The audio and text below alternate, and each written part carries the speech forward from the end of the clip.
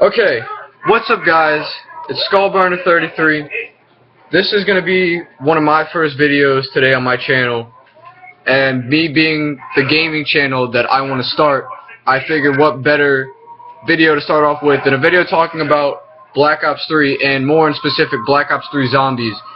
Me and my brother have been up the ass with YouTube videos watching this shit, examining it and just trying to figure out what they mean and all that. So,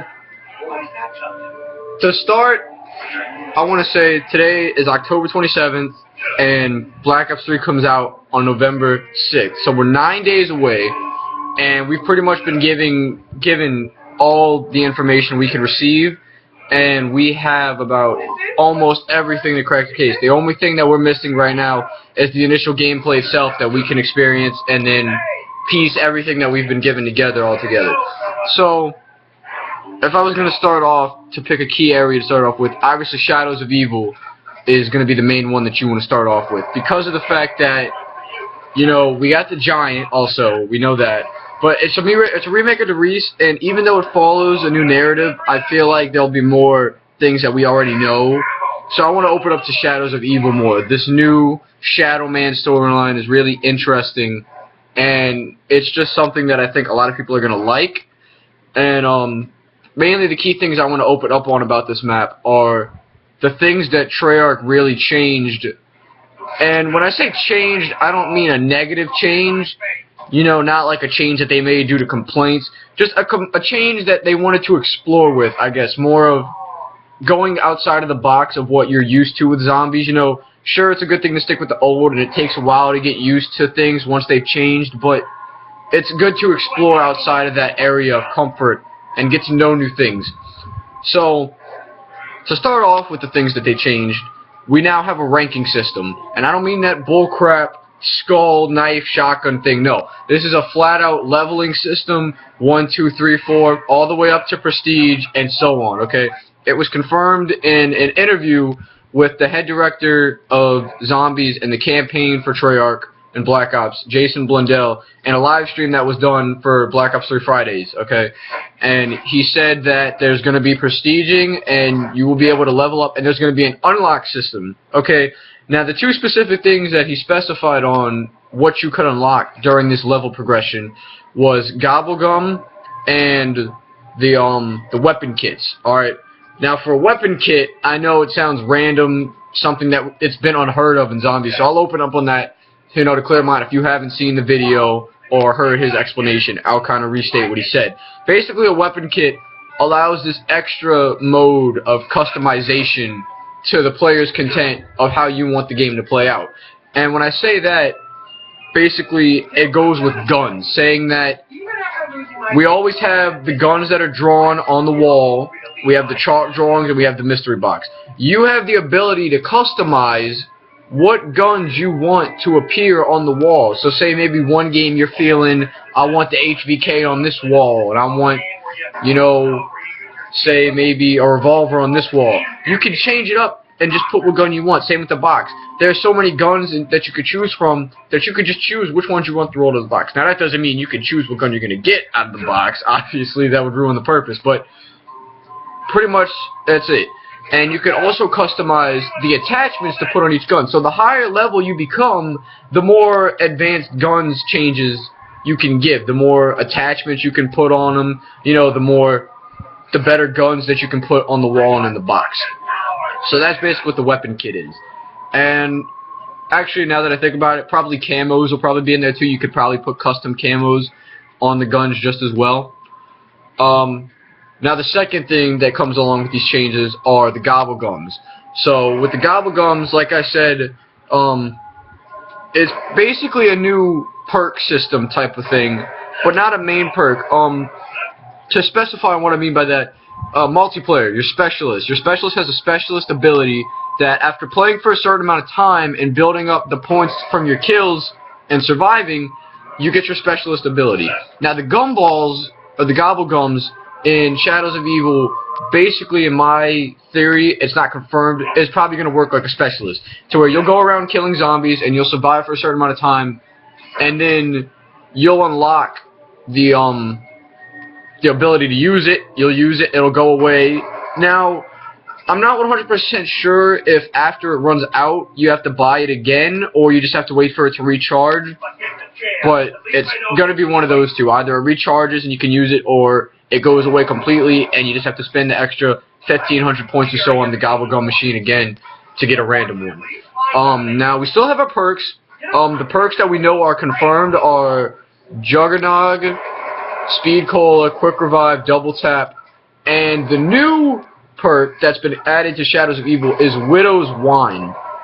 Now, as of now, we only have one hint as of towards what the Widow's Wine perk does, and that was through the leaked, well, not leaked, the achievements that were released later on close to the release, which said to ensnare a zombie with a Widow's Wine grenade. Now, this shows that Widow's Wine, through the context of this achievement, is probably going to have something to do with your grenades and some sort of modification. I don't know if it makes them stronger, maybe it makes them split up into multiple, or maybe it gives you more sophisticated type thing. It's hard to put into words. But that's the only kind of background information we've been giving as of to what Widow's Wine will do for you. So we have that. What else? The boss. Okay, we know that we're being introduced to this new kind of squid tentacle-like boss, and in the achievement list that we were given, we know that his name is the Mogwai. Okay, the Mogwai, and he's a three-headed kind of squid on feet looking dude who looks terrifying as hell, as from what I've seen. And basically, he's like your basic zombie boss. Just shoot him in the head, blow up the heads, and he's dead. But what we see after this scene in the trailer that we were given for Shadows of Evil are the flying monsters that come after that. Okay? We get these flying creatures. Now, I don't know. I want to say that they might be denizens, a more upgraded version of denizens that shoot back, but I doubt Treyarch would bring that back. We already know that they're the whole sorry for transit deal. They don't want to recreate what transit brought. So I'm guessing it's not denizens, but it would be interesting to see that brought back in a way that would introduce that. So yeah, with that being said, that's pretty much sums up the whole, like, extra added in details with Shadows of Evil. Now, as map goes, as the map itself goes, this is a pretty large map that is probably, they said, the biggest zombies map that they've ever created at Treyarch. Jason said that your basic zombie map that they made, say like Die Rise or Mob of the Dead, took them at least 5 months. This Shadows of Evil map took them 2.5 years to produce. That's pretty much the entire time it took for Black Ops 3 itself to come out. So that means that the entire time from the moment that Black Ops 2 got off the shelves and it was just practically gone and it was into ghosts, they were starting on this map, and they've been working on it up until this year of the announcement of the game itself. And so now we find out that this might as well just be, with that kind of context given. Now, a lot of people aren't liking it, but I think it's going to be one of the best maps, but you can't really tell until you've played it. A lot of people don't like the idea that it's kind of big with all this new added Gobblegum and the customization of the guns. It's kind of too complicated and a lot to comprehend. Now you're saying it's a lot too much difficult to comprehend, but I'm pretty sure after you've played it a couple of times, you know, give it a chance, it'll probably get used to it eventually, and that will make it easier to play once you've done it a couple times and you've gotten the hang of, I want this gun, which gun does good, which gun do I want on the wall, which gun do I want on the box, what Gobblegum do I want to use for this game, do I want to switch it out, is there a person I need to help more, is there a person that needs to help me more, should I give something that'll make me stronger, something that'll, you know, help me help somebody else survive longer, you know. So once you've played more and more, those things will become a lot obvious, and your strategy will become a lot clearer as of to what you need to do to survive exactly. So that being said, for Shadows of Evil, that's pretty much out of the case. Now, I want to elaborate before I end on the Giant just for what we've been given. We haven't been given much on the Giant. We've been given a trailer and we've been given a gameplay trailer. The main trailer elaborated on kind of the whole evil Richtofen situation, and we have Richtofen coming through the teleporter and killing himself. Now, that's a lot to comprehend considering this whole time travel deal, but this is different dimensions we're talking about. This Richtofen that was shot is an evil Richtofen from the Black Ops 1 World at War storyline that we know. And the Richtofen that shot him is from Origins, who is a better, more sophisticated, serious Richtofen, who isn't the evil trying to take over the world. He knows that whatever his evil Richtofen from this dimension is planning is something that's going to destroy the entire world. So he goes into this dimension to kill him, to end whatever he was going to do. And as we hear throughout the gameplay quotes and the narrative that is following throughout the characters of the Giant, through Nikolai, Dempsey, and Takeo, we know that they had no idea he was going to do this. They knew that Richtofen was coming back to the dimension, which is why they keep telling the evil Richtofen, don't open the door, don't do it, you don't want to know what's on the other side. They're trying to force him, you know. It's a matter of the exact opposite of telling somebody to do something knowing that they're going to do the exact opposite of what you want them to do. So they're telling him not to open the door because they want him to meet Richtofen. They want him to open it and get him to come out. But once they see that he killed him, they take off and they're just like, okay, why'd you do that? You know, no explanation. This wasn't the deal, practical type of thing. And now they're stuck back in Der Riese of Black Ops 1. And we're back to see what's going to happen. Now, throughout the gameplay trailer, like I said, you hear the quotes talking about how Richtofen's an evil man. He's done too much. There's nothing he can do to save himself from the hell that he's caused to everybody. There's nothing that can fix what he's done. And through story-wise, this is interesting that they decided to continue this, because I'm really interested with the whole ending of Origins still. We know that this is a game still being played by the young Samantha and young Edward playing with the toys of zombies. We've seen that they played every map. Mob of the Dead, Transit, Buried, Origins. All of that was a game. And since this is continuing off of that same storyline, I'm going to guess that we're following it.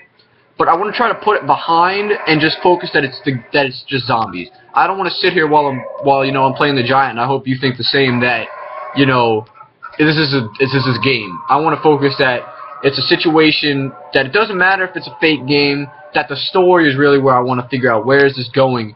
And then hopefully maybe somewhere close, we've been giving the details that the DLC packs are going to follow this storyline with the original characters, so it's going to continue with this whole Richtofen storyline thing. So I'm hoping at the end maybe they'll do another real-life reveal of Samantha and Edward playing, and maybe we'll be alluded more to the story. But throughout the DLCs, I'm sure there'll be a lot more questions to ask and a lot more answers to the older questions that were given in the before DLCs. So, really, it's going to be a matter of, alright, now you answered this question, now here's a totally new question, think about this one now. Like Treyarch and them said, they will mess with your mind. They will throw out anything they can to throw you off. They'll tell you one thing and then release something else that does something completely different from what you were already told. So, with that being said, this is going to be a really amazing zombie season. I think if you are a zombie player from the beginning, from World at War, Nocturne, Toten, if you are one of those people who followed the storyline, who played it just like me and my brother here, then I think this will be an amazing zombie season, and only playing in time will tell. Only physically getting the copy when it comes out and playing it will we be able to truly criticize this. All we have to go off of now are mere theories and trailers that we've been given. We haven't really been given the main gameplay aspect of what this could be. So once we play it, we'll see the true potential. So with that being said, that's all I have to say for now. See you guys in the next video. Like, comment, subscribe. I'll talk to you guys later.